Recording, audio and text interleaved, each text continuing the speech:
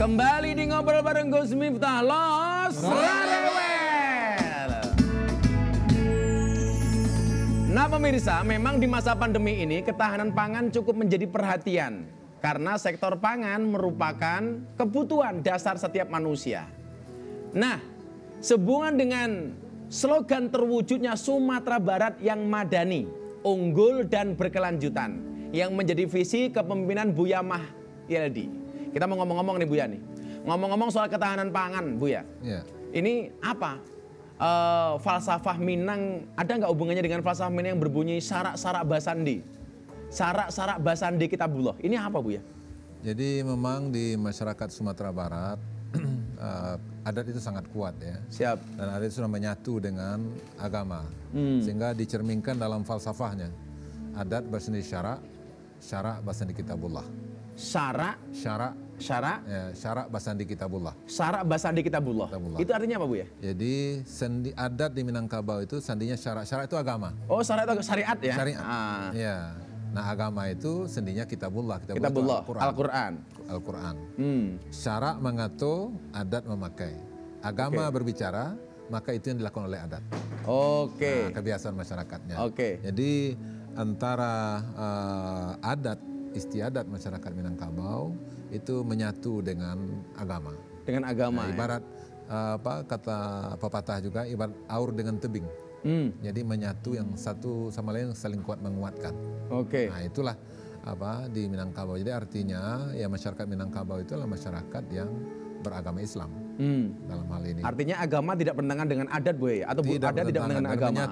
Menyatu. Itu makanya tadi syarak mengatur, adat memakai. Oke. Agama yang berbicara, agama yang dalam Al-Quran dan kemudian adat yang melaksanakannya, masyarakat yang melaksanakannya itu dipakai dalam kehidupan masyarakat kita sehari-hari. Oke. Ya. Kalau Gus Miftah ketika berdakwah itu punya slogan membudayakan agama, bukan mengagamakan budaya. Mirip-mirip inilah seperti itu. Iya. Seperti yang kita ketahui Bu ya, bahwa sebagian masyarakat Sumatera Barat masih bergantung pada sektor pertanian. Apa strategi Buya sebagai pemimpin dalam menyelesaikan masalah ketahanan pangan, terutama di tengah pandemi seperti ini? Ya, jadi masyarakat Sumatera Barat masyarakat agraris. Agraris.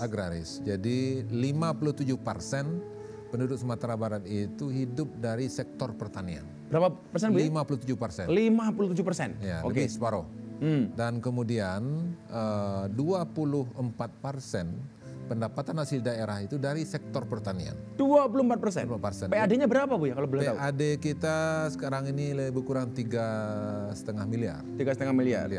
Maaf, 3,5 triliun. 3,5 triliun. Kok dikit amat 3,5 miliar ya?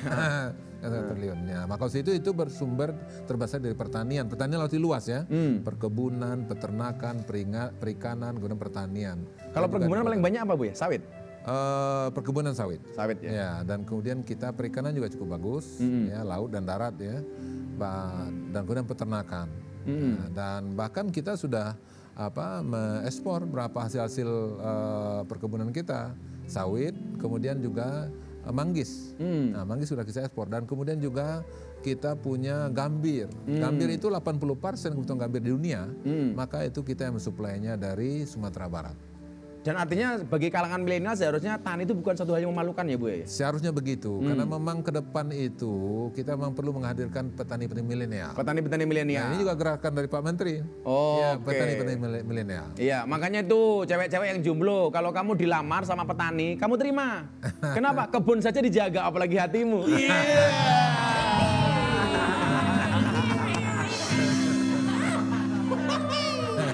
Buya, konon kabarnya masyarakat Sumatera Barat memang punya kearifan lokal, yaitu budaya bertani sebagai bentuk tanggap darurat. Karena memang kearifan lokal di Sumbar ini luar biasa lah. Iya. Nah, karena wilayahnya kan langganan bencana Bu ya. Betul. Ini gimana Bu ya? Iya. Jadi kita di Sumatera Barat berapa kejadian ketika gempa ataupun juga ketika COVID sekarang ini itu pernah kejadian ketika mau memberikan bantuan dari masyarakat dalam bentuk bantuan beras, mereka tolak. Ditolak Bu ya? Tolak, kenapa? Karena memang mereka udah panen. Oke. Jadi artinya... Atau jangan-jangan nolak beras minta uang Bu ya? Oh, minta garam. Oh, minta garam. Minta garam, karena garam dikit. Kenapa Bu ya? Ya, dari luar. Garamnya dari luar? Ya, kalau beras kan dari dalam. Dari daerah. Dari daerah. Jadi kita udah surplus. kita udah mensuplai 1 juta ton per tahun Oke. untuk beras. Jadi kita kirim termasuk restoran Padang yang ada di Jakarta. Dikirim dari sana? Dari sana. Oh keren. Iya, jadi dan kemudian juga dari banyak restoran-restoran yang ada di Indonesia, di Jawa, dan kemudian juga di Sumatera. Akhirnya kalau dalam masa pandemi seperti ini bantuan pemerintah kepada masyarakat diwujudkan dalam bentuk apa Bu ya? Bantuan dari bentuk uang. Bentuk uang ya? Karena memang juga Pak Presiden, Pak Menteri kan juga selama ini juga dalam bentuk uang bantuannya, sehingga memang bisa membeli kebutuhan-kebutuhan yang lain. Kalau beras di daerah-daerah kabupaten itu tersedia, apalagi seperti dikatakan tadi bahwasanya budaya masyarakat adalah bertani, 57% bertani. Ya, itu ada sawahnya adalah hasil padi. Nah, maka itu yang mereka butuhkan adalah ya mungkin untuk sambalnya, kemudian untuk lauknya gitu. Nah, itu makanya mereka beli. Tapi ini keren loh. Iya. Tani tidak hanya sebagai profesi tapi budaya. Artinya mendarah daging ya. Betul. Iya.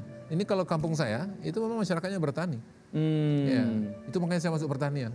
Oh, masuk pertanian gara-gara itu Bu ya? Iya, karena ingin bangun kampung lah gitu. Gitu. Jadi dan kemudian juga ternak. Nah, biasanya seperti saya dulu ketika waktu kecil menjelang Idul Adha, itu sengaja itu minta kepada pengurus masjid kita menggembalakan sapi yang mau disembelih untuk korban. Untuk korban. Ya, jadi kita nanti kasih uang. Oke, tuh kreatif supaya besok Idul Adha kan bisa korban. Iya. Malah kamu korban perasaan. Kalau kamu korbannya perasaan, ketika kamu berdoa, ya Allah saya minta rezeki, Allah akan balas. Perasaan sudah tak kasih lah. Habis loh. Nah, Buya, ini kan tani di kalangan milenial memang kurang. Ya. Kurang diminati lah. Bagaimana kemudian sosialisasi kepada mereka supaya mereka mau bertani, Buya?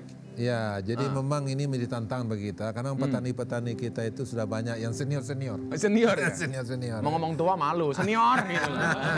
Segar gitu. Udah putih jenggotnya kan. Tapi keren kok Bu ya. Iya, jadi maka itu kita harus mendorong milenial. Nah, bagaimana caranya? Yang pertama caranya adalah kita harus menjadikan petani itu menguntungkan. Petani menguntungkan. Satu ya. Maka itu program kita adalah peningkatan pendapatan petani. Oke. Ya. Dan kemudian yang kedua, kita perlu menghadirkan teknologi.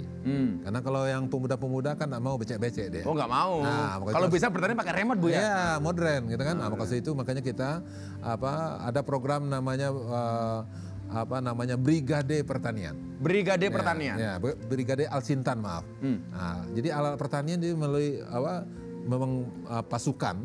Jadi ini yang akan kita kembangkan ke depan sehingga kita bertani itu dalam hamparan yang luas, maka kita gunakan mesin-mesin pertanian. Untuk pengolahan tanah juga dengan mesin. Kemudian juga untuk penanaman juga ada mesin. Dan juga untuk panen juga dengan mesin. Nah, sehingga itu makanya kita kan mau menarik milenial. Nah, saya kira bertaninya dengan menggunakan mesin dan kemudian keuntungan dijamin. Dan pasti lebih meningkat ya. Maka oleh sebab itu makanya inilah diantara kita menarik dan kemudian juga di samping itu kan juga kita perlu ada terobosan-terobosan. Bertani kan bukan hanya tiam sawah ya, juga termasuk beternak. Berkebun. Kita juga punya program namanya Hotel Sapi. Hotel Sapi. Sapi punya hotel bro. Keren. Gimana itu Bu ya? Jadi kita punya dorong para milenial untuk menyediakan pakan. Pakannya adalah sudah dalam bentuk fermentasi. Nah, sehingga nanti pakan disediakan. Nih Gus nanti punya uang, ayo beli sapi, taruh di Hotel Sapi sana. Nah, nanti setelah besar, nah kemudian dijual, nah kan dibagi hasilnya. Nah Buya, ngomongin anak muda, ini juga punya salah satu anak muda. Asalnya dari mana ya? Dari Padang ini ya. Dari Padang, dari Sumatera Barat. Yang saat ini sedang merantau ke ibu kota. Langsung saja kita panggil Rin Hermana. Ya, bismillahirrahmanirrahim. Assalamualaikum warahmatullahi wabarakatuh. Waalaikumsalam. Ya, selamat malam semua. Halo. Ya, semoga kita semua sehat di sini ya. Ya. Selamat malam, Gus. Kamu bilang dulu dong, los rarewel gitu dong. Oh iya. Apa tadi tagline-nya? Aduh, ya. Ngobrol bareng Gus Miftah. Los rarewel. Gak disebut gua potong nih. Iya, maaf Gus. Ya. Saya bilang lagi nih, los rarewel.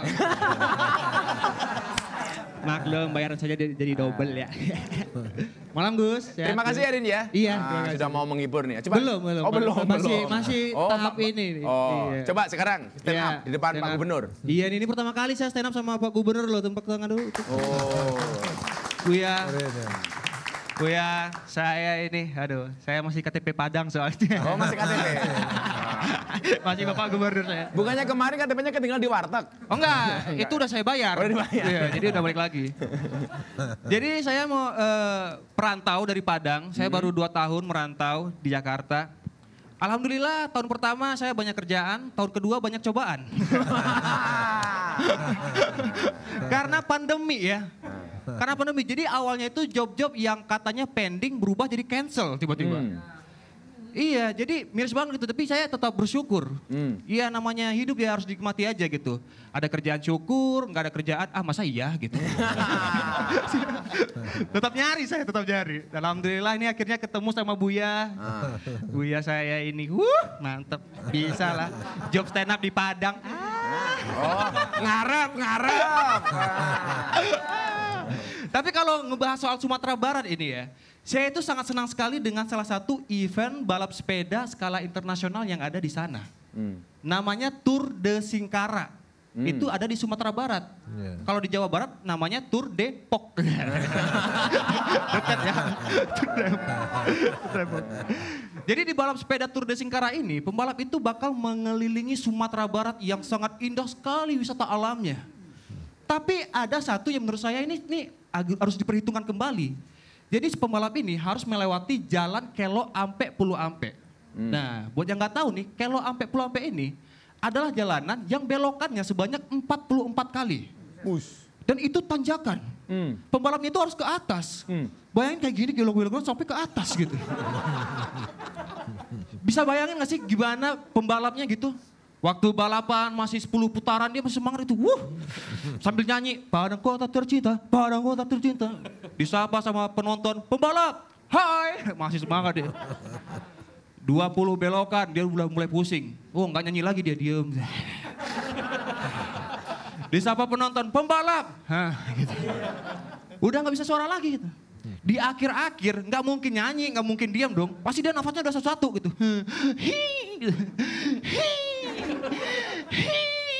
Disapa sama penonton, pembalap, apa sih? Udah capek ini. Masih jauh lagi. Nyampe di atas, dia senang, senang. Didatangi sama panitia.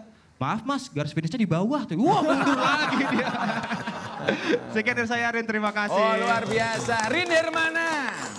Saya doakan setelah stand up di Ngobrol Bareng Gus Miftah, insya Allah jobnya jauh-jauh.